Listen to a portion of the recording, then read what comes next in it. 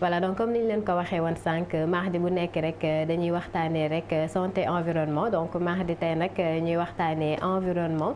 et surtout la protection de l'environnement mu am ci nag ay nit ñoo xamante ni dañuy participer bu baax a baax rek ci domaine boobu de leur manière par leur manière donc tey nag ñu ci dalal rek ki nga xamante ni moom mooy monsieur Bodian Alfousseynou bokk rek ci Cyprovi mu nekk suñu invité tey dama koy bàyyi mu nuyoo ñu tàmbale waxtaan bi wala Aliou ma bàyyi la nga dalal suñu invité tey. waaw comme ni nga ko waxee Alfousseynou Bodian. Alfousseyni Bodian oui. ñu ngi lay nuyu di la da wax dalal ak jàmm suñu plateau. merci beaucoup maa leen di jaaree ñëpp maa ngi ñu fi fekk merci beaucoup si accueil bi aussi man comme ni ngeen ko waxee maa ngi tudd Alfousseyni Bodian maa ngi dëkk fii Dakar di liggéey si entreprise bi ñuy tuddee Cyprovis si tënk mi ngi. définition bi mooy cité propre vie saine maanaam bu ñu ko naree définir ci kàllaamay wolof mooy dund gu set ci gox gu set ak dund bu sell donc mu nekk une entreprise boo xam ne ñu ngi ko créé en 2014. mais yéen waa Cyprovis wala yéen ñi nga xamante ne daal ci wàllum protection environnement ngeen di yëngu yan jéego ngeen teg ngir. yokku suñu qualité de vie nii fii nga xamante ne mooy Sénégal. déjà la moo tax ñu tànn domaine bi maanaam ñu tànn domaine environnement déjà. donc juste pour répondre balaa mi ñëw parce que comme chronologie la foog ñu topp domaine environnement bu ñu ko lu tax ñu tànn ko mooy dañu am taxaw seetlu si réew bi nga xam ne moom lañ nekk muy Sénégal en 2014 di nuyu de passage suñu directeur muy Serigne Abdoul Bakhi Mbacké. moom moo ko créé sos ko en 2014 si gox gi nga xam ne fa la dëkkoon muy Sicap Foire mu nekk réew moo xam ne fu xawoon a xat la mbedd yi xat te oto yi mbalit yi nga xam ne mooy camions yi amuñu woon accès ngir dugg directement si biir site bi donc bu ñu amee taxaw seetlu que population bi nekkoon foofu di yeewu dañ doon am problème ak njàqare pour mun a évacuer seen mbalit ñu ne pourquoi pas ñu teg benn société boo xam ne privé lay nekk Sénégal pour apporter une solution environnementale innovante à la gestion des déchets si lañ indi doy ak des outils di utiliser outils yi nga xam ne mooy tricycle parce que boo xoolee diggante camion ak tricycle am na différence bu bëri si côté taille parce que fii kii fu mu mën a dugg amaan na camion bi du ma mën a accès du mën a am accès foofu donc si lañ partiree teg société boobu tuddee ko Cyprovis en 2014 cité bi mel ni Sicap Foire bi ma doon wax jàpp nañu si ñu dooree loolu ba tey macha allah ñu ngi si plus de 1000 ménages pour indi une solution environnementale si suñu réew. yéen a ngi lëkkaloo nguur gi. waaw d'une partie mais lu bëriwul la parce que comme ni ma ko waxee rek ñun ay ndaw la yoo xam ne peut-être ñu fiy liggéey amaan na amuñ sax 35 ans mais comme Sénégal moom da ngay dëgmal dox. après ngay soog a xaar leneen au retour. mais pour le moment xaaruñ benn. vous faites du bénévolat. non nous sommes une société privée. ah ok juste clients yi ñuy liggéeyal c'est des abonnements. yi ñuy fay tous les mois que ce soit mu nekk des ménages que ce soit mu nekk une entreprise wala mu nekk collectivité locale yi quoi. donc si loolu la ñuy yëngu ñu ngi si depuis presque 7 di dugg suñu 8e année di si liggéey pour apporter une solution pour Sénégalais yëpp problème mbalit moom jàpp naa ne ak lu ñu dëgmal jàpp naa ne fii ak horizon 2035 wala déjà dinañ am 0 déchet Sénégal quoi. d'accord léegi man sama question c'est peut-être par rapport ak yi nga xamante ni mooy yenni quartiers yi yenni localités yi parce que mun nañ jàpp ni environnement bi bu fekkee ni am na ay jafe-jafe wala déchets yi bëri nañ et tout ci yenni quartiers yi nga xamante ni peut-être amuñu yenni revenus yi dafay bëri wala amuñu quand même benn cadre de vie boo xamante ni vraiment dina leen permettre ñu dundee lu ñu bëgg a dundee ci la jafe-jafe environnement di gën a bëri mais est-ce que partie population boobu mën nañu gis seen bopp ci yéen apport bi ngeen di indi sur la protection de l'environnement vu que c'est une société privée. Ouais, pour le moment on peut dire que ni intervenir wuñ même Dakar gi ñu nekk ci zone yëpp mais ñu ngi ci yenn gox mais tey suñu mbëbët mooy d'ici peu de temps ñu démarché dans les zones les plus reculées de Dakar maanaam dans sa banlieue nga xam ne dañ fay mën a dem juste parce que liggéey moom comme ni ñu koy waxee du côté pécuniaire bi kese ngay xool quoi parce que lu si njëkk ak lu si jiitu mooy solution bi ngay indil Sénégalais yi parce que tey mbalit moom comme ni ñu koy waxee mënul des si kër ak surtout nawet bi ñu nekk nga xam ne tàngoor bi day fermenté wu day xeeñ ainsi de suite quoi donc tey ñu ngi xool ak di liggéey naka la ñuy mën a décentraliser tey service bi nga xam ne ñu ngi ko yor te mu ngi concentré wu ci centre Dakar génne ko pourquoi pas dans les régions pourquoi pas ci même sax ci sous-région bi quoi donc ñu ngi ci teg ay jéego di ci liggéey di xool naka la ñu mën a avancer ci loolu. mais am ngeen concurrence bu mag mooy borom charrette yi. waaye les charretiers ñoom. concurrent yu mag lañ waaw charretiers ñoom ñu ngi bay seen waar aussi comme secteur bi tamit dafa xaw a yaatu. donc je pense bien que ni. ku nekk rek bu ci bayee waaram amaan na li ñu bëgg mooy objectif bi c'est-à-dire que mooy Sénégal mu set. donc bu ci ñoom ñëpp apporter seen doole je pense que day gën a mën a doxal liggéey bi quoi. mais wax nga instant bi yow processus bi nga wax mooy récupération déchets yi mais après déchets yi boo leen ko récupérer yéen na ngeen koy def da ngeen koy transformer da ngeen koy recycler comment ça se passe wala ngeen koy yóbbu mbëbës rek comme ni ñëpp di def. d'accord une pertinente question. de côté boobu dinaa sawar a wax parce que loolu mooy suñu différence ñun ak ñeneen service yi nga xam ne dañuy def mbalit parce que boo xoolee ñun ñooy premier service bu ñëw Sénégal pour apporter une solution au tri parce que tri boo koy dégg dañ ko doon dégg ci tubaab yi di nga gis dans les télé ci occidentaux yi nga ko doon gën a gis mais tey bi ñu ñëwee en 2014 dañoo ñëw fekk fi def benn constat bi mooy décharge yi bu ñu am Sénégal tey ku fi jël mbalit boo ko jëlee dajale ko da ngay demaat sànniwaat ko au niveau de Mbëbës mu nekk benn site boo xam ne ñu ngi koy créé dans les années 60 donc moo ñu mag ñun téeméer junni yoon mu nekkoon une site temporaire mooy loo xam ne vite fait dafa war a kii mais boo xoolee boobu ba léegi taxaw seetlu bi ñu ci am mooy mu ngi continuer di exister dem na ba nekk ci décharge bi nga xam ne mu gën a mag ci Afrique de l'Ouest bokk na ci bopp donc ñun suñu xeex mooy mbalit bi nga xam ne ou bien sénégalais yi ñu ngi koy génne seen kër ñu bañ ko jëlaat patamee ko yóbbuwaat ko site bi nga xam ne ñun mooy Mbëbës parce que bombe écologique laa ko mën a tuddee quoi parce que boo fa demee tey le tri ne se fait pas tey c'est à ciel ouvert parce que moo nekkul une décharge technique parce que waaw jaww bu tawee si jaww ji bu tawee donc lépp day jaxasoo waat ci montagne de déchets yi nga fay gis parce que boo fa demee da nga gis ay montagne nga foog ne lii suuf la parce que c'est pas du sable. te day indi sax feebar mooy. population yi dëkk ci alentour bi. bëri na ay danger bëri na ay inconvénients bu mën a def tey boo xoolee tey danger bi si gën a bëri mooy les déchets dangereux waruñ bokk ak les déchets organiques les déchets secs tey. mbalit bi muy mbalit comme ni ko Sénégal di waxee mais ay ponk la yoo xam ne ay xeet la yoo xam ne bu su nekk bokkul ak borom. si point boobu laa bëggoon rebondir sax mooy qualité pas qualité mais spécificité déchet bu nekk est-ce que yéen di ngeen sensibiliser am ngeen processus yu ngeen di teg ngir sensibiliser Sénégalais par rapport ak tri bu ñu war a def en amont balaa ñuy sànni mbalit bi. si parce que boo xoolee suñu liggéey ñu ngi ko centraliser si 4 points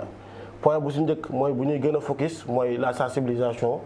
L'éducation des enfants boo xoolee dans les écoles dañuy def des ateliers yoo xam ne dañuy former les jeunes nga xam ne peut-être d'ici ëllëg ñoom ñooy njëriñ li parce que enjeu bi yëpp foofu la quoi tey boo ñu revenir à tuuti si lu ma doon wax mooy ñun amaan na ñu ngi suñu wéy ñu ngi dox mais suñuy doom yi nga xam ne ñëwaguñ wala suñuy sët yi nga xam ne ñëwaguñ donc war nañ leen fee bàyyi un truc boo xam ne war nañ am dund bu sell parce que tey li nga xam ne mooy Mbëbës comme ni ma ko waxee sànq. li nga xam ne mooy développé di dem foofu bu ñu ko bàyyee tey mooy indi dégradation des sols. parce que comme déchets dangereux yi ma waxoon lu mel ni pile yeeg yooyu bu jaxasoo ci suuf ak plastique bi mun na nekk ci suuf di tolloog ci 150 années yoo xam ne tey bouteille boo ko suulee ci suuf boo ñëwaatee foofu intact nga koy fekk. donc loolu am na jeexantal boo xam ne da koy def ci suuf si am jeexantal boo xam ne mbalit bi da koy def ci ndox bi jën yi di ko utiliser jën yi bu ñu ko utiliser ñun ñoo leen di nappaat ñoo leen di lekkaat donc am na danger boo xam ne day nekk foofu am beneen danger bu gën a grave mooy pollution atmosphérique tey ku xam ne ni réchauffement climatique bi lu ko waral mooy couche d'ozone bi nga xam ne mu yàqu te les déchets organiques bu nekkee suuf day fermentation boobu moo waral tey muy saxaar soosu di jug di jëm ci jaww ji mooy waral tey nga jékki-jékki ñu naan dëkk bi tàng na parce que yooyu yëpp lu ko waral mooy couche d'ozone bi nga xam ne moom moo ñuy protéger ak par rapport ak rayon yi moom mooy commencé yàqu. léegi man laaj bi ma bëggoon laaj mooy est-ce que sénégalais tamit ñu ngi respecté seen environnement ndax da ngay gis ci dëkk bi kenn ku naan kaasu kafeem sànni ko wala kenn naan mbuusu ndoxam paye sànni ko. c'est vrai que yéen am ngeen seen société état bi tamit am na boo xamante ni mooy nekk ci wàllum mbalit mi muy UCG. donc est-ce que tamit c'est vrai que yéen a ngi def liggéey mais est-ce que sénégalais ñu ngi leen ci jàppale parce que quoi qu'on puisse dire Dakar est ba tey c'est une ville sale. ah oui di nuyu wax passage UCG parce que ñu ngi def tamit benn liggéey bu mucc ayib ci à saluer mbir bi du lu yomb. du lu yomb parce que mooy que comme ni ñu waxoon premier point bi nga xam ne moom lañ sumb muy la sensibilisation et l'éducation des enfants mooy lu ëpp solo donc dañ à force de def à force de faire nit ñi dinañ dem ba commencer changer mentalité yooyu nit ñi dinañ dem ba commencer adopter li nga xam ne mooy tri parce que sénégalais bu njëkkoon mooy li muy def ci xelam mooy mbali bi na génn sama kër donc bu ñu indi benn système de tri mu nekk lu bees ñoom parce que boo xoolee tey européens ñoo ëpp di ko def ba tey jamono ji may wax ak yow ni clients yi ñu ci ëpp parce que dañoo on a deux circuits de tri bi clients yi ci ëpp ñu koy def mooy les tubaab mais boo xoolee tamit ci par rapport évolution boobu sénégalais ñu ngi commencé adopté wu loolu donc ñu ngi koy commencé jël donc une chose la boo xam ne c'est à saluer quoi tamit pour gën a xam parce que xam-xam bi bu ñu xamee rek peut-être amaana na dinañ def quoi nu ñu ko war a def parce que peut-être réeróo la rek. parce que même aussi ñi jàngul yéen a ngi leen di sensibiliser parce que am ko xam ne ki nga xam ne ni demul école moom xamul est-ce que xam na tamit bu naanee war na ko mën a sànni ci poubelle et tout est-ce que tamit genre yenn nit yooyu noonu yéen a ngi leen di sensibiliser. si parce que ban côté la ko war a sànni aussi. parce que ci aussi est-ce que yéen a ngi teg poubelle fu nekk parce que gis nañu Dakar aussi buyul poubelle. des fois nga naan sa kaasu café bëgg a jéem a respecter l'environnement dox sànni mais doo gis benn poubelle. ça aussi c'est vrai parce que tey point de rassemblement yi tey amaan mu ngi commencé bëri Dakar quoi qu'on puisse dire donc c'est pas suffisant mais c'est à saluer gars yi ñu ngi def effort ngir teg tey ko mënoo dugg koñ doo gis ay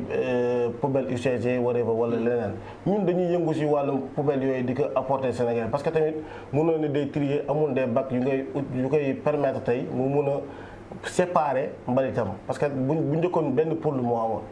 mais tey da ngay gis tey da ngay dem kër ñu apporter indi ay confectionné ay poubelles yu mucc ayib Médine Sénégal defar ko ci defar gu mucc ayib def ko ay compartiment maanaam tey ñu ne la partie bi plastique rek lay jël partie bi organique partie bi alu partie bi te mbalit bi nga xam ne day jugee foofu bu fa jugee duñ jëlaat di ko yóbbu décharge parce que loolu li ñuy wax tey tubaab di wax économie circulaire si loolu lañ bëgg a maanaam processus boobu lañ bëgg a mise en place au niveau de Sénégal bu njëkkoon économie linéaire moo amoon économie linéaire boo ko méngoolee ak économie circulaire mooy bu njëkkoon dañ doon extraire mooy mbalit matière yi nga gis fii yëpp si àdduna si matière première la jógee te butéel bu dee genre butéel exemple mu mën a jox bu terre à terre si pétrole lañ koy defaree donc pétrole boobu ñu extraire di si defar à chaque fois butéel bu paree ñu sànniwaat ko loolu la tubaab bi wax tey économie linéaire moo fi nekkoon donc dañ doon extraire ci matière première defar consommer sànni donc loolu moo njëkkoon am léegi économie circulaire bi mooy que butéel boobu nga xam ne déjà defar nañ ko ci matière première ba pare boo jëlee sa butéel bañ a def publicité butéelu ndox naan ko ba pare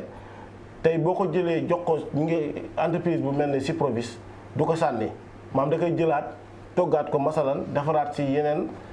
jumtukaay yoo xam ne da nga ko mën a utiliser waat tey lu su mel ni satala yi ci togg boobu laay ñëwaat parce que dafay laal tuuti sama beneen question bi vu que da ngeen di liggéey ci lu jëmale environnement bi kanam lu protéger environnement est-ce que quand même yéen a ngi jël en considération aspect environnemental yi nga xamante ni sociétés yi tamit ñoom ñoo koy créer ci environnement bi parce que boo jëlee déchet transformé waat ko c'est sûr que dina am beneen effet ak aussi ñiy liggéey ci wàllu boobu seen aspect sanitaire d'après li ñuy liggéey ci poubelle yi ni ñuy recycler et tout est-ce que yéen a ngi jël en compte aussi aspect sanitaire wu nit ñooñu. waaw parce que àdduna moom lépp loo gis sécurité moo njëkk donc ak hygiène ñaar yi nga xam ne la mënuñ séparer wu quoi te ñi nga xam ne dañuy liggéey biir ci Ciprovis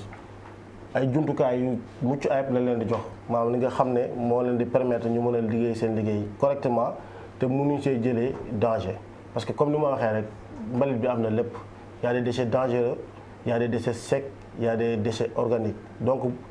partie bu si nekk nu ñu mën a amee jeexantal si couche d'ozone bi wala si ndox bi wala si leneen loolu mën a amee jeexantal si nit ki donc matukaay yooyu ak matériel yooyu di permettre ñu mën a def seen liggéey normalement dañ leen koy fournir à 100% ba buñ ko yorul sax amaana la boo ñëwee tey na xëy damay liggéey mun nga si bañ a liggéey. très rapidement li ñu des ci waxtu daanaka bëreetul Fatou mu ngi ñu koy signaler. mais gis nañ tabaski baa ngi ñëw mbedd Ndakaar yu yëpp soppi nañ ko daral. loolu c'est pas du respect de l'environnement te aussi mbedd yi day xat suñu paree fa la ñuy wàcc seen bon am na ñoo xam c'est vrai que dinañu bale mais c'est vrai que déchets yi dina fa des yéen a ngeen ko gisee. Une chose à déplorer mais c'est-à-dire que Sénégal moom maam mbirum événement loo xam ne la mënoo ko génne si ñoom te mbirum li nga xam ne mooy daral yi amaana la ñun dañoo judd fekk ko si donc lu ñu mën a def rek mooy que sensibiliser leen ba pare apporter leen benn équipe technique maanaam équipe technique boo ko déggee mooy nit ki mun a ko wax bul tilimal peut-être bu tilimalee am na koo xam ne mooy ñëw ngir mun a dindi loolu ngir parce que am na déchets yi ni muy yàggee foofu rek dina dema ba bërëb boobu waxuma la du set mais pour mu seete di problème lay nekk quoi. donc même ñun dañuy liggéey si wàlla maanaam tabaski yi ak kii événement yi nga xam ne day am Sénégal dañuy am une équipe boo xam ne dañuy faral sax di liggéey si bés yooyu noonu ngir bañ maanaam mbalit bi parce que du jour yi produire mbalit lu bëri la quoi mun a évacuer mu mën a génn. voilà donc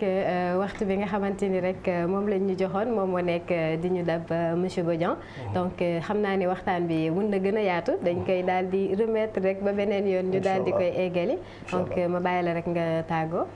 waaw maa ngi leen di remercier waat encore une fois di remercier waat tamit ñi nga xam ne ñoom lay liggéeyal ci jàppale gi ak seen engagement aussi comme ni ma ko waxee. Syprovis entreprise la boo xam ne ay ndaw ñoo ko nas te ndaw ñi amuñ kenn koo xam ne am na plus de 35 ans di ko jiital suñu remerciement suñu directeur suñu Abdoul si xalaat bi ak si taxaw bi donc loolu laa doon wax lu ma kii maa ngi remercier waat di remercier waa suñu label. merci beaucoup Bipa. waaw maa ngi remercier suñu invité di remercier ñu ma bokkaloon plateau bi yëpp di wax ne recyclage du yomb la parce que pavé mun nga ko defar ak sachet plastique nga saaf ko nga def si moule nga am pavé c'est quelque chose de très simple mais duñ si bàyyi xel et aussi di leen jox daje suba incha allah waxtaan bi c'était intéressant yaa ci ab bi suñu environnementaliste. oui mu ngi lay bettaat de. bon di remercier comme ni nga ko waxee suñu invité bi franchement le débat était passionnant parce que environnement moom ñëpp la soxal. donc di leen jox dig daje mbokk yi ëllëg bu soobee suñu borom avec la même équipe. voilà merci Aliou merci Bipa merci monsieur Bodian Alfousseyni ci participation bi ci pertinence su débat bi ak disponibilité bi aussi di remercier suñuy téléspectateurs yi àndoon ak ñun depuis ce matin ci suñu matinale j'espère que débat bi intéressant woon na tamit pour yéen et que dinañ gën a xuus ci débat boobu parce que protection environnement ñun ñëpp la soxal donc di leen jox dig daje demee incha allah ci beneen thème yeneen invité toujours avec la même équipe d'ici là portez-vous très bien passez une très bonne journée ñu jeexale nag ak ki nga xamante ni rek moom mooy musique rétro tey bi ñu leen indil muy Fatou Guewel jigéen ñee ko yor donc à demain incha allah merci beaucoup.